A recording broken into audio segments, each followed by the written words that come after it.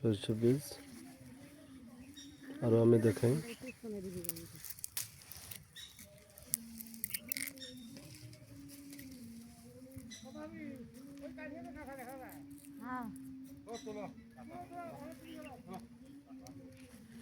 সরিষা বীজ পেকে গিয়েছে, এগুলো রোদে শুকে এগুলোর থেকে সরিষার তেল বের হবে এই বীজগুলোর থেকে। আরও দেখেন,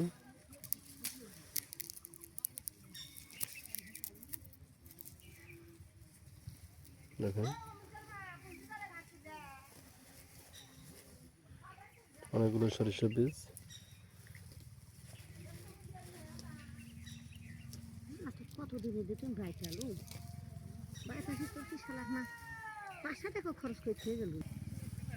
একদম পরিপুষ্ট দানা, প্রতিটা দানায়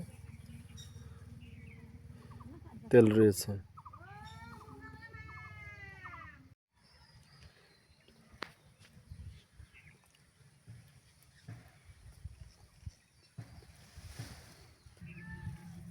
এগুলো হচ্ছে সরিষা বীজ। সরিষার ফুল পড়ে গিয়ে সরিষার দানা পরিপক্ক হয়েছে, পেকে গিয়েছে। এখন এগুলো তুলে রোদে শুকে তারপর সরিষা বের করা হবে। এই সরিষা শুকানোর পর এখান থেকে সরিষার তেল বের করা হবে। এই যে এগুলো তুলে এইভাবে জমির মধ্যে বিছিয়ে দেওয়া হয়েছে। এগুলো 2-4 দিন রোদ পাওয়ার পর এগুলো মাড়াই করে সরিষা বের করা হবে। এখন মাঠছে মাঠ, শুধু পাকা সরিষা। এই সরিষাগুলো তুলে মাড়াই করে এগুলো বাজারে বিক্রি করা হবে।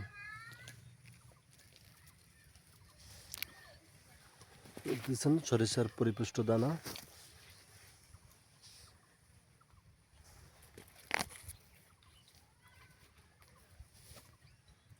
মাঠে ভরপুর,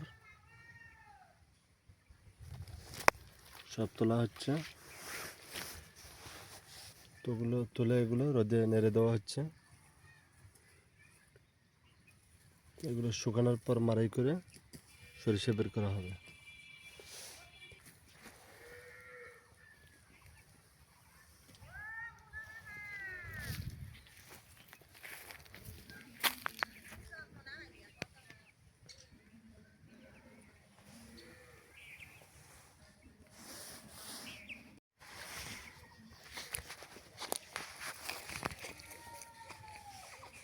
সব পাকা সরিষার বীজ। আগে যেগুলো ফুলে ভরা ছিল, মধুতে ভরা ছিল, এখন আর নেই। এখন এগুলো তেলে ভরা সরিষার বীজ। পরিপুষ্ট দানা, তেল বীজ, মাস্টার সিড।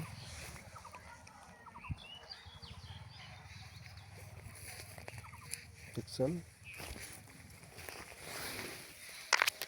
পরিপুষ্ট দানা।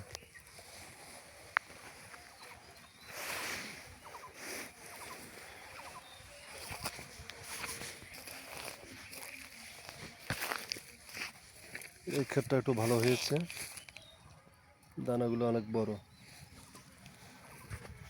দানাগুলো ছোট। একটু খারাপ হয়েছে ক্ষেতটা।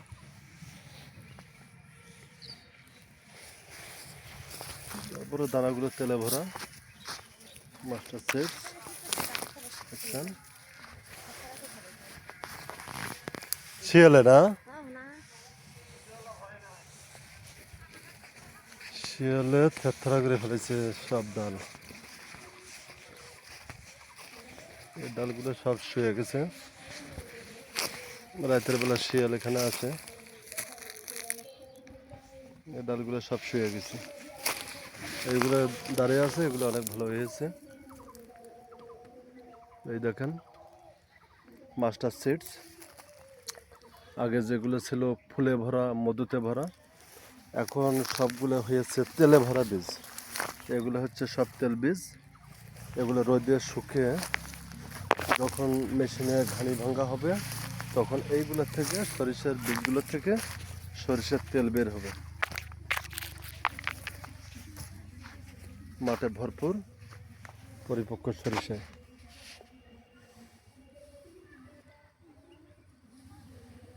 এখন আর ফুল নাই, এখন আর মধু নাই, সব এখন বীজে ভরা।